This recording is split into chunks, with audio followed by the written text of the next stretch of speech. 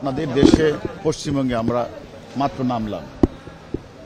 আপনারা জানেন যে ক্রিমিনাল অ্যাক্টের 3 এবং আমাদের যে এক্সট্রা টেরিটোরিয়াল অফেন্স বলে একটি কথা আছে, অর্থাৎ কোনো ব্যক্তি যদি বাংলাদেশের বাহিরেই নিজ দেশের বাহিরে কোনো অপরাধটা করে,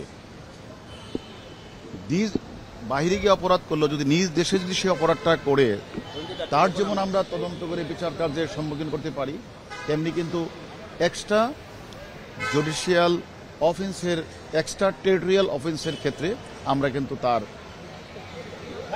আমরা সুষ্ঠু তদন্তের মাধ্যমে আমরা বিচারের সম্মুখীন করতে পারবো।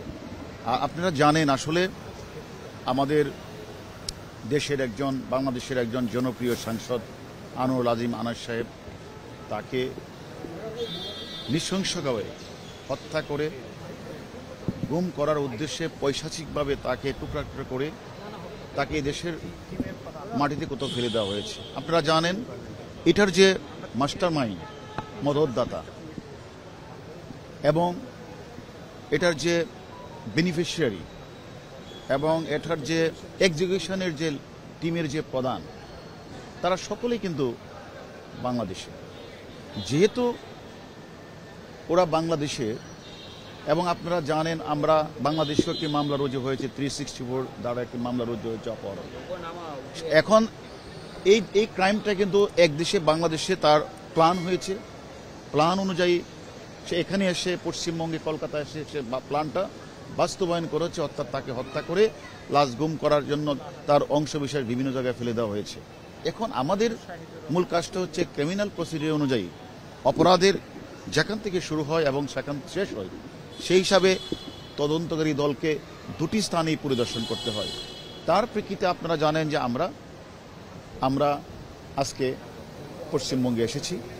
আমরা একজন গুরুত্বপূর্ণ আসামি যে এক্সিকিউশনের কাজটি করেছেন পশ্চিমবাংলার কমিউনিস্ট পার্টির নেতা শিমুল বিশ্বাস, এখানে আমানুল্লাহ নাম করে এখানে এসেছেন, তার কাছে আমরা অনেক তথ্য পেয়েছি।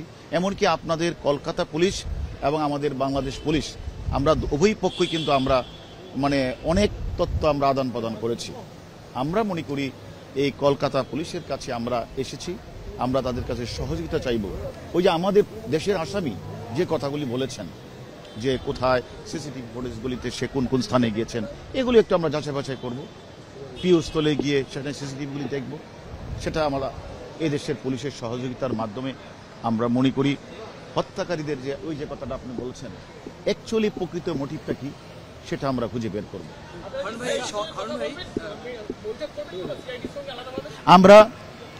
আমরা যথাযথ কর্তৃপক্ষের মাধ্যমে তাদের সাথে আমাদের যোগাযোগ হচ্ছে।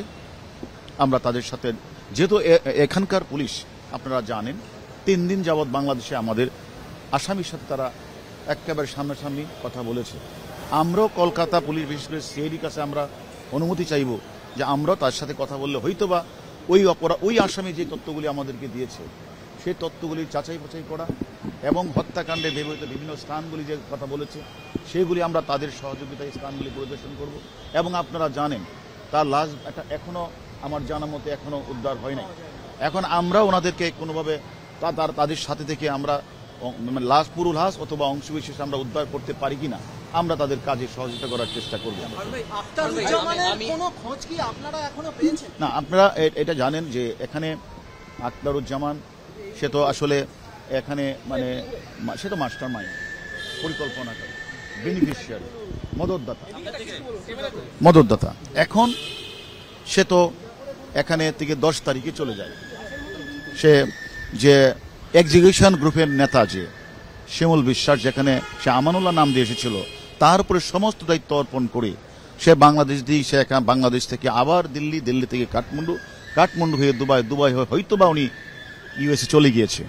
আমরা আমাদের বাংলাদেশের ঊর্ধ্বতন কর্তৃপক্ষের সাথে কথা বলেছি তাকে ইন্টারপোলের মাধ্যমে কিভাবে কাজটি করা যায়, এবং আমরা এই বিষয়টা যেহেতু এখানে হত্যাকাণ্ডটি পশ্চিমবঙ্গের কলকাতায় ঘটেছে, আমরা কলকাতা পুলিশের সাথেও এই বিষয়ে ইন্টারপোলের সহায়তা আমরা একসাথে যদি চাই এটা আরো ভালো হবে।